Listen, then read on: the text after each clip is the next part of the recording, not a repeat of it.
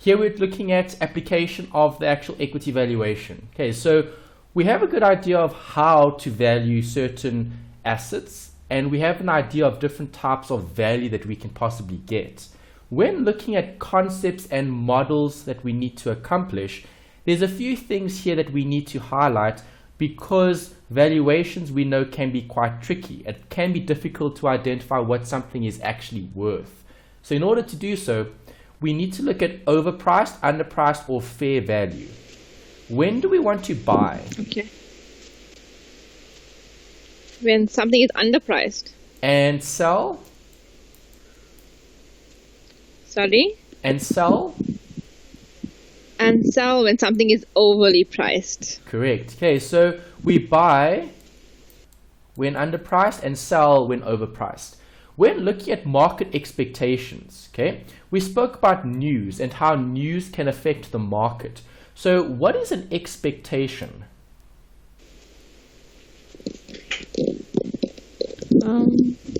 Sorry, can you repeat that? I didn't hear what you said. What is an expectation? If you expect something to happen, what is an expectation?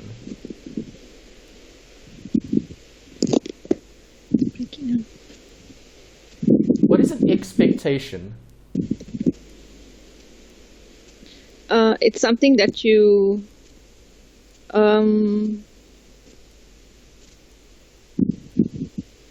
expecting something that's gonna happen. Okay, yes, something that's going to happen. So it's a view. Okay, it's your opinion. So you believe something is going to happen, and that creates an expectation, right? Okay, so we can either believe that Praveen Gordon is going to either raise taxes or not. Okay, he's probably going to raise taxes, so that's our expectation. Okay, we have an expectation that when the budget speech happens later this month, we can expect certain taxes to go up. So if that's the case, we can try strategize, and we can try plan and invest according to that expectation. Okay, then we've got a note here about reasonableness of the expectation and the fundamentals. Okay, you get two types of analysis. You get technical analysis and you get fundamental analysis. You've looked at both in the first module, which was 2601. So in this module, in the first chapter, we're focusing more on the fundamentals. So what is fundamental analysis?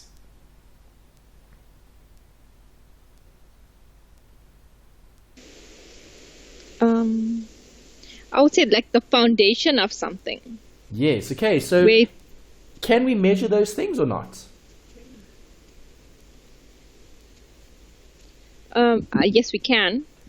Okay, we can maybe have a broad measure of those items, but we can't measure them exactly. So things that are fundamental are things that we might not be able to view. So for example, the management of a company.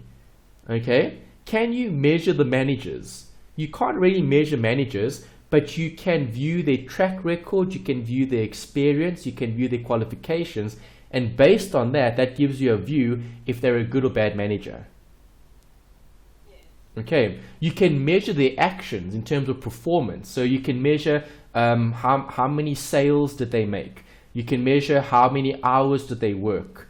You can measure how many days were they at work, how many days were they off, and those types of things. Those are things we can actually measure. But the fundamentals are more than just that. The fundamentals are what's the economy like? Okay, is the economy in a growth phase or is the economy in a decline? Okay, are we going through a recession or not? Those are things to consider in terms of expectation. Right, then we've got a note here about corporate events. A corporate event is when something happens in the market that either creates more or less hype around a specific company. So if a company wants to merge, or if they want to acquire other companies, or if they want to divest means to take away investment, okay, to sell. If they want to spin off or buy out certain, let's say, parts of the business, okay, or to buy out certain companies or other companies, we're looking at different corporate events. So a corporate event is an announcement, It's something that happens that affects the actual market price of that particular company. Okay, so if the company says that it's going to be buying or merging with another, so not so long ago there was a big merger in the market, SAB and InBev. Okay, SAB bought InBev. Other way around. SAB was bought by InBev. InBev bought SAB. So if that was the case, what happened to SAB in terms of their share price? You were breaking up a bit, so I didn't get the part about. You said that there was a merger. Yeah, there was a merger between SAB and InBev. Okay, those were two companies, right? Obviously, InBev bought out SAB. Okay, so that's a corporate event. If it's a corporate event, does that affect the share price of those companies? Yes, it will. Yes, it will, 100%. So what happened to the share price when that merger took place? I'm sure the share price would have went up. Good. Okay, so SAB's share price did very well because there was a external company that was willing to buy those shares, and they paid more than the current price. That's a corporate event. Okay. What happens if a CEO announces they're going to step down? Good or bad? It's bad. Well, share price will go down. It could be good or bad, depending on what the market's view on the CEO. If the CEO is doing a good job and they decide to step down, good or bad? It's good. If a CEO is doing a good job and they decide to step down, that's share price will go down. Yeah, that's bad. And if they're a bad CEO, or if the market doesn't like their leadership style, and if they choose to leave, then the share price will go? Share price will go up. Will go up. Yeah, so it all depends on the announcement. That's the key. Okay. Yeah. Different announcements, different news items affect the market differently. Okay, then we need opinions. Okay, we'll look at some examples just now. We need to look at strategy and models. We need to communicate this information to users. Okay, so analysts and shareholders need to know what's happening. And when appraising a private business, we're looking at valuations.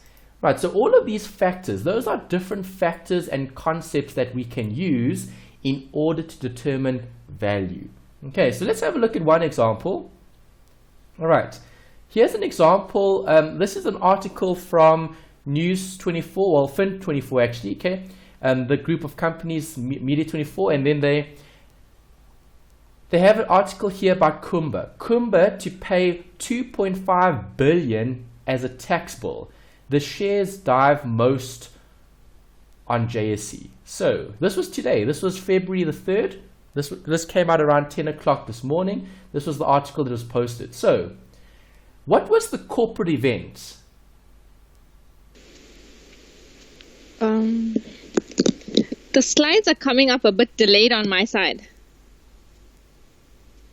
Okay, are you using ADSL or 3G or LTE or? It's ADSL. ADSL. Okay, so it should be all right. Can you see the screen, Kumba? No, I'm still, the screen in front of me now is the application of equity valuations. Okay, maybe just give it a moment to load on your side. Okay. Can you see it yet? No, not as yet. Not yet, still not. What do you see on your screen? Yes. All right, so this article's looking at Kumba, and Kumba has to pay 2.5 billion as a tax bill, okay, for tax bill, and the shares dive most on the JSE. So what happened today? Today, well, the South African Revenue Service made a judgment that Kumba is going to have to pay 2.5 billion rand as tax. Is that a lot? It's a lot of money, yes. It's a lot. Okay, so what do you think happened to the company's share price? I'm sure it did fall. It fell. Yeah, we've got the article that says it fell. Okay, the article tells us that the share price of Kumba fell, and the reason for that is there was a massive tax bill that has to be paid by the company. So is that a corporate event? Okay. Yes, okay, it is a corporate event, and the reason why it's a corporate event, it's because there was an announcement from an external party, being SARS, requesting the company to pay a massive tax bill. So the market wasn't expecting that. Okay, remember we spoke about an expectation. Yes. Okay, so expectations are key. No one expects a company to pay such a huge tax bill in terms of a 2.5 billion rand tax bill. That seems very, very, very extreme. Okay, that's a lot. But that was a reality for this particular company. Yes. Okay, because obviously they were audited. Okay, if you read the article, you'll see they talk about an audit that was completed, okay, in the past, right? And there was some discrepancies that were found, and now they're needing to pay more in terms of tax, right? Just to keep a long story short. So the point I'm trying to make with this particular example is things can happen in the market that affects how we do business. So Kumba now needs to find 2.5 billion rand somewhere from its revenue or from its cash flow or from its savings in order to finance this massive tax bill that they need to square up with the revenue services. Okay. Yes. All right. So if we go back to the slides, okay. When looking at that, that's key. We need to evaluate expectations, market expectations. Right? No one expects something like that to happen. That's a very, very extreme scenario where a company was slapped with such a massive tax bill. Are you okay? Still there? Yes, I'm okay. All right. Yes, the slide didn't come up as yet, the new one. All right. Okay, not yet. Just checking. Okay, it's there now. Pardon? The slide is up now. I can see it. Perfect. Okay, so when looking at the next bit, we're focusing on the process. All right. Earlier I spoke about the exam being half multiple choice and half written. I have seen a long question covering the valuation process, but I've also seen shorter questions as well. And I've always seen a question. So in the exam, they always test this somewhere. It could either be multiple choice or it could be long, but there is bound to be a question covering the valuation process because this whole module is looking at equity asset valuation. So how do we measure value and what process do we need to follow? Right, so on the next few slides, we're going to go through each one of these points. Point 1, 2, 3, 4, and 5. Right, the first point is understanding the business. Okay, straightforward. When we talk about understanding the business, we need to know what the company does. Right, so we need to understand the company's strategy. We need to look at goods and services. What products or services does it sell? Okay, and we need to look at its competitors as well. Right, why would we want to understand the business? How does understanding the business make a better or help us make a better decision? Yes. Okay, so if we understand the business, can we make good decisions? Yes, we can. Yes, we can. So we need to consider the industry and the competitors. If the company that we're looking at is the leader in the industry, better or worse company to invest in?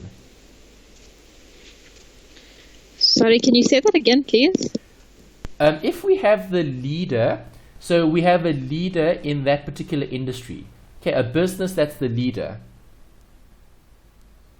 If the business is the leading company in that industry, would they be a better or worse investment? Better. A better investment. Right, because we need to consider the challenges and the opportunities. Right, we need to look at different forces. Okay, it could be supplier forces. We'll look at porters and supplier forces just now. Okay. On the next slide, I've given a note about corporate strategy. cost leadership. When is cost leadership applicable? Leadership applicable. When do companies enjoy cost leadership? When they're actually leading, they're setting the prices.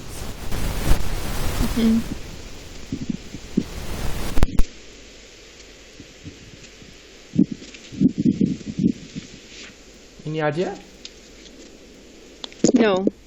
All right, so cost leadership could be when a company is almost a monopoly or a very, very important company in that particular industry. Okay, they're the price makers. They set the price. Okay, so in terms of cost leadership, you might have maybe economies of scale, and by having economies of scale, it will help you strategize because you have a competitive advantage. Okay. Okay, differentiation is looking at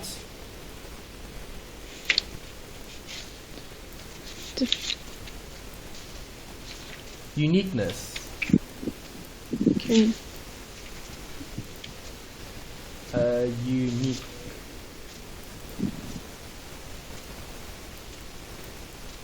Okay, if something is unique, what does that mean? It's different. There's Correct. nothing else like it. Right, it's special, it's different, it's something that no one else offers. Okay, and again, that's part of the understanding the business. We need to know what the model is. Okay, so your business, Melanie, what does your company do? What is their focus? What is their corporate strategy? What are they trying to achieve? Okay, my company is focused on components, motor vehicle components. We manufacture mainly like radiators and stuff. Okay, all right. So you're a supplier. So do you have lots of competitors in that industry, or are you a cost leader? I would say we are a leader. Okay, good. So see, you're positioned in the market to have more competitive advantage than other companies. Yes. Okay, see, that's good. So in terms of the business model, you're offering those components for different vehicles. Okay, so do you deal with the finance then, I take it? Are you or maybe you've got an engineering type of background? What exactly is your role at the company? I'm responsible for the debtors, for collections. Okay, part of collections. Okay, great. All right, so in terms of debtors would have a responsibility of collecting outstanding revenue. Yes. Okay, so the business model obviously has different areas. So one area would be the collections, another area would be the sales. So someone else would be making the sale, and someone else would be collecting and following up.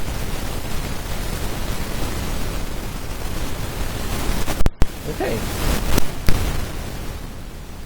All right, Porter's five forces. There are different considerations here in terms of buying power of suppliers versus buying power of customers. We've got the threat of new entry, we've got rivalry amongst competitors, and we've got the threat of substitute. So we're not going to go into too much detail here because this is more part of operations. Okay, UNISA covers these types of topics in other modules. It's not very specific to investments. Okay, we're just trying to understand what Porters is because we're looking at understanding the business. If we understand the business, we'll be able to make a better investment decision. That's the key. Understanding what the business is doing. So when looking at the business's financial reports, what information can we get from the report, Melanie? The financial situation of the company, whether the company is profitable. Nice. So give me the different statements that you get from an accounting point of view. What statements do we have? We have the income statement, balance sheet, what else? Cash flow statement. And one more? Changes in equity. Yes. Okay. All right. So all of those statements tell us something different about the company. Okay. So when looking at investments, we're not going to be generating the statements because that's not our role. Our role is to make a decision on whether to invest, i.e., do we buy or do we sell that particular company. But are we going to need the accounting information? Definitely. Okay, we need to know what the earnings are. We need to know what the price to earnings is. We need to know what the headline earnings per share is. Okay, we need to know all of those measures. Okay, those ratios. Right, so you've probably seen ratios before. You'll see quite a lot of them again here in terms of ratio analysis. Right, so I need to know how to calculate a particular ratio because that tells me whether the company is performing or not. You get different ratios that tell you different things about the company. Okay, so I've given you 3 questions here to consider, right? How attractive are the industries in which the company operates in terms of offering prospects for sustained profitability? Right, so I want you to think about a company, any company, okay? What company can you think of at the moment?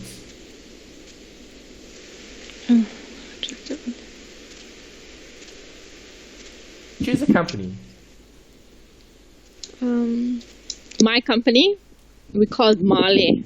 Okay, perfect. Okay, so let's choose Marley then in terms of how attractive then are the industries in which the company operates.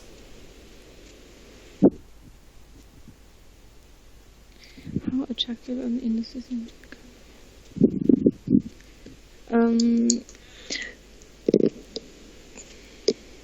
I think it is attractive because we manufacture the radiators for mainly the German manufactured vehicles like see, that's VW. good. See, that's good because now you've identified the sustainability as well. So German cars are popular, yes?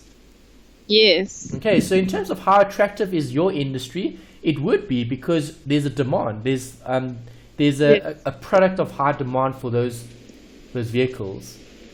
Okay, good. And then what is the company's competitive position? So what makes your company different from the others?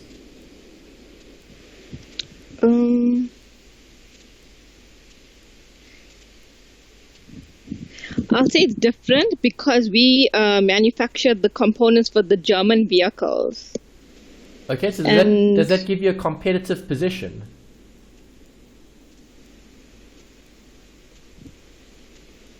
I'll say we're good at what we do. Okay, so being specialized.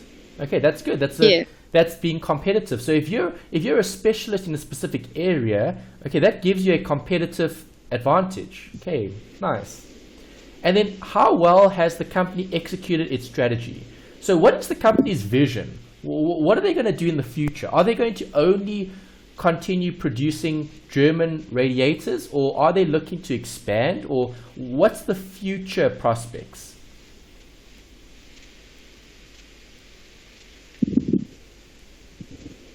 We also manufacture other components as well.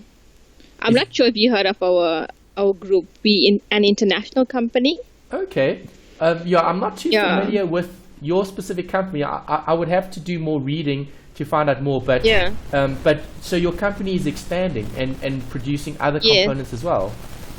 Yeah, and they also they take on other companies as well as we go along. When you say take on, you meaning acquire? They buy on other companies. Yes, they acquire other companies as well. Okay, good. So we've that acquired means Delphi recently and stuff. Okay, good. So that means there's growth in terms of acquisition. Yes. So purchasing other smaller companies in order to grow the business. Yes. Nice. That's a good one. Okay, so see, you've got a very good understanding of the business. So you would be able to make a decision. So would you invest in your own company? Do you see that as an investment opportunity? Yes. You see, that's good. And the reason why you say yes is because you have a better understanding of the business. All right, so what you're doing now is actually investment management. You're trying to understand the business because once you understand the business, you can better make a decision. Okay. Okay. All right, number 2 is forecasting performance. Why is that important?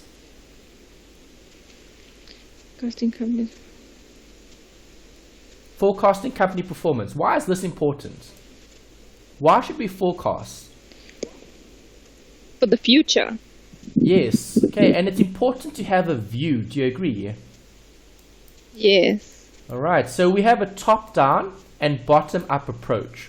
If it's top-down, we're looking at broad macroeconomic, and we're filtering it down into the actual individual company. Okay, so we're looking at maybe South Africa as a whole, okay, or global, and then we scale it down, and then we look at company. Okay, that's top-down. Bottom-up is when we start at the bottom and we move up. Okay, so we look at what company are we wanting to invest in, and then we start looking up in terms of the different factors to consider. Okay, from micro to larger scale. Okay, we're moving up. We're going up the actual chain. Okay, so we will first start with the company. So we might like a particular company and say, well, I want to invest in company A. Now let's do research. What industry is company A in? See, I'm going up. Does the industry have any competitive advantage? Okay, yes or no? Right, and then we can go further. Well, is the company going to do well in a recession or a boom? Okay, is it a more conservative or a more aggressive company? Okay. Right, number 3 is the appropriate valuation model. There's the first one. We spoke briefly about them earlier, absolute valuation model. Right, what is an absolute valuation model? Well, when something is absolute, there's no questioning it. Okay, it's absolute, meaning it's defined, it cannot be changed. All right, so when looking at the dividend discounting model, okay, the free cash flow model, the residual income, okay, those are all models that we'll be looking at later, where you'll have to calculate the actual valuation of a particular company based on the different models. So either cash flows in terms of free cash flow or dividends or residual income, but they're all considered absolute. Okay, absolute meaning that it's correct, it's an amount. We can't debate what the answer is because the answer is the answer. And that's the valuation model. So absolute valuation model is getting a measure of the intrinsic value. Okay. Relative is when I'm looking at a comparison. So when I'm looking at a relative valuation model, I'm looking at underlying, okay, assets that are similar in terms of price. Okay, so what assets do we need to consider and what are their prices? Okay, if the underlying asset is a let's say a technology company, okay, I would be able to relatively compare the one technology company to another. Okay, and that's looking at the companies 1A and B. But we could also look at relative valuation when we're comparing one amount to another. So for example, price to sales, okay, price to earnings. Okay, I'm comparing something which is price to something else which is earnings. Okay, so it's a ratio almost. Okay, relative is looking at one thing compared to another. Okay. If I'm looking at comparables, I need separate considerations. Okay, so this could be, I could compare year by year.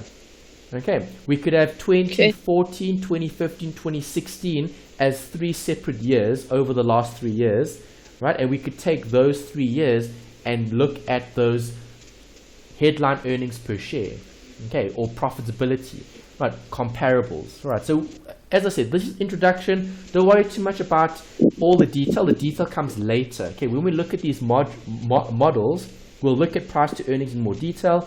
We'll discuss the method of comparables. Okay, we'll look at all these absolute measures as well, and then we'll actually do the valuations. And there's the note there about valuations. Okay. Right, so when looking at sum of the parts, I need to take everything and I need to build a big picture. Okay, and that's the last bit in terms of the slides. You'll see we're getting there. Okay, we'll talk about the report. Okay, they don't tend to test you much about the report because they test the actual process. So what we're looking at here is the process. The process is to generate the report. The report is the finished product. Okay, so what do I end with? I will end with a report that tells me this is a good or a bad company to invest in. Number 4, converting forecast to valuation. We said a forecast is a prediction. Okay, what we think is going to happen. We're going to predict something. We're going to estimate. So now I'm taking those predictions and estimations and I'm going to be drawing up price. Right, so valuation we said is price, it works. So sensitivity analysis, growth and margin forecast, situational adjustments are all going to be taken into consideration when coming to a final conclusion. What is the actual price? What is the estimated or expected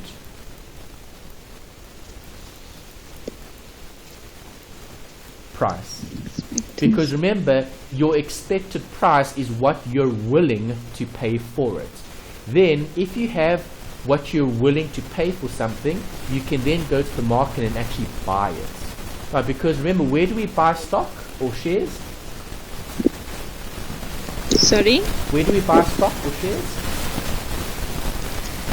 I didn't hear what you said. You're breaking up.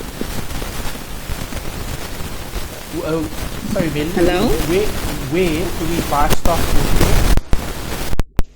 From the JSE. Yes. Okay, so if we're buying stock from the JSE, we need to know what we're willing to pay for it. Do you agree? Yes. Okay, so that's looking at the actual expected price. Expected price is what are you willing to pay? Are you willing to pay 1, 2, 3, 400 Rand per share, depending on the situation? All right, so when looking at expected price, we're taking our forecast, what we predict or estimate is going to happen, and we're taking all of these adjustments into consideration, okay, to make an expected price, okay, to get an expected price. So we have something to work with. So the expected price could be 100, let's say, 100 per share. Yeah. If we go to the JSE and the current price is 80, will you buy it? I need to compare it to something first before I buy it. Yes, well, you've compared it to what you expect the price to be. So you expect the price to be 100 Rand in the market. When you go to the market, you see the price is actually 80. So would you buy it? Yes, I will. Yes, you would. All right, and see, that's how we apply the actual investment management is we're taking forecasts and we're taking estimates and we're trying to get to a specific answer. Okay, are we going to buy or are we going to sell? Okay. Okay. Right, then number 5 is applying the evaluation conclusions. So here we look at responsibilities. Okay, we look at roles. We're looking at the different analysts. Okay, you get buy and you get sell side analysts. Okay, each are responsible for a different function or role. If I'm looking at selling, do I sell when the market's going up or down?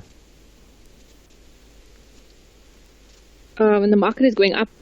No, I sell when the market is dropping and I buy when the market is rising. Okay, because think about it. If you buy here, is that good?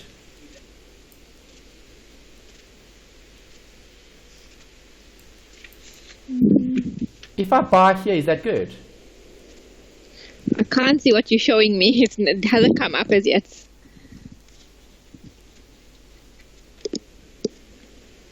Okay, I'll wait a bit. Okay.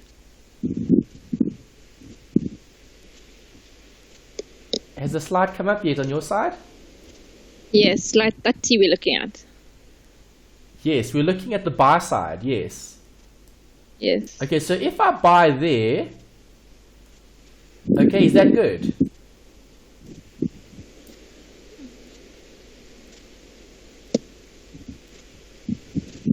Hey Melanie, if I buy at the bottom here, is that good? I think so. Why? Is the price going to go up or down?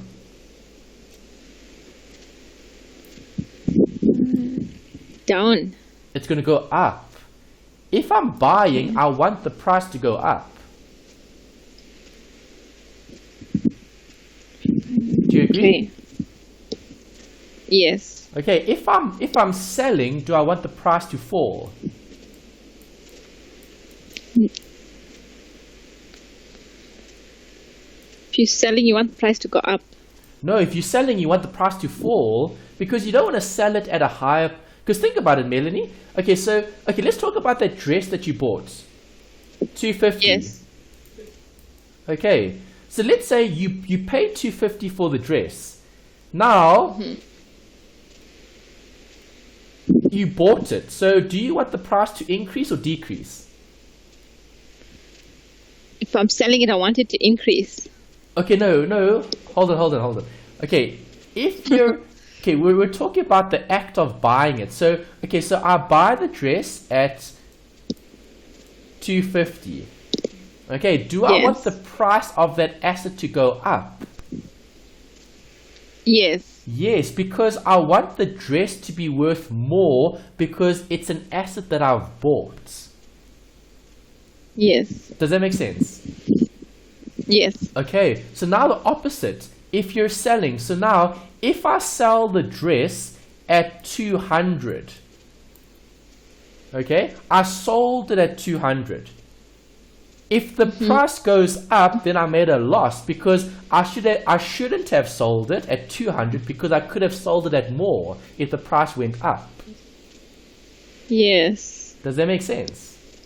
Yes. Okay, so I sell when the prices are falling. Because think about it, if I sell the dress at 200 and then the price falls to 100, well then I can buy the same dress at 100 and I'll have the dress plus I would have made a profit of 100 Rand. Yes. Okay, so that's the difference between sell side and buy side analysts. Sell side analysts are looking at when the market is falling and buy side analysts are looking at when the market is rising. Okay. Okay, because remember we're buying assets to hold, to invest in. Okay, so maybe the dress wasn't the best example because the dress will be used. Okay, we're not using the item we're buying, we're investing in the item. So we're buying the dress to sell it at some point in time in the future. Okay.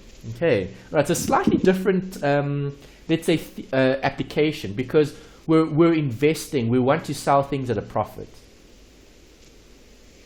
Yes. All right. Okay, and then we've got a note about due diligence. Due diligence is when people do research. You might hear this word spoken about in the investment world where they talk about doing your homework. Okay, this is the research. This is checking that everything is what it is supposed to be. Okay, so due diligence is just research. It's getting information to make the decision.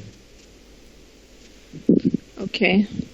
All right, and then we've got a note here about the report. Okay, don't worry about the report. It's not something that you're going to have to draw up. Okay, the 5 points that we've looked at are the most important, the process. From an exam point of view, unisa is going to always ask you about the process. How do you get to the final end result, which is a decision, and the decision will be communicated in a report. Right, so the report is going to have a specific format. There'll be a contents page, there'll be investment and summaries, there'll be a business summary, there'll be risks, there'll be valuations, and there'll be tables. Okay, research. This is information. Right, so who is this individual? That's the investment manager. Okay. Okay, the investment manager is going to be doing what? Getting recommendations to buy or to sell. Right, and the investment manager is going to try to convince investors to invest in a particular asset, to buy a particular asset, or to sell a particular asset. And that's what the reports are for. Reports provide information, and information is used to make a decision. Okay.